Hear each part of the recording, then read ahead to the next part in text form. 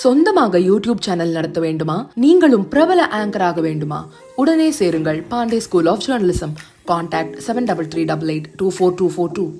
ஜப்பானை பின்னுக்கு தள்ளி உலகின் 4வது பெரிய பொருளாதார நாடாக இந்தியா உயர்ந்துள்ளது என்று நிதி ஆயோக் CEO VR சுப்பிரமணியம் தெரிவித்துள்ளார்.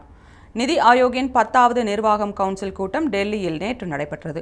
இதில் மாநில முதல்வர்களுடன் பிரதமர் மோடி பேசினார். இந்த கூட்டம் தொடர்பாக செய்தியாளர் சந்திப்பில் பேசிய நிதி ஆயோக் CEO VR சுப்பிரமணியம், ஒட்டுமொத்த உலக அரசியல் மற்றும் பொருளாதார சூழல் இந்தியாவுக்கு சாதகமாக உள்ளது. தற்போது ஜப்பானை பின்னுக்கு தள்ளி உலகில் 4வது பெரிய பொருளாதார நாடாக இந்தியா உயர்ந்துள்ளது.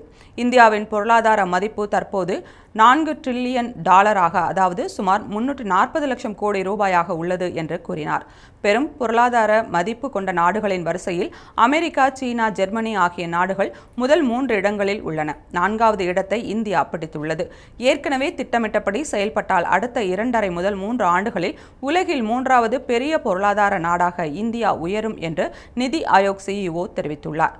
ஏற்கனவே இந்தியாவின் பொருளாதார வளர்ச்சி புலிப்பாய்ச்சல் போல இருக்கும் என்று பல ஆய்வறிக்கைகள் தெரிவித்துள்ளன. அது மட்டுமன்றி இந்தியாவின் பொருளாதாரம் விரைவில் $5 டிரில்லியன் என்ற நிலையை அடையும் என்றும் அந்த ஆய்வறிக்கையில் தெரிவிக்கப்பட்டிருக்கின்றன.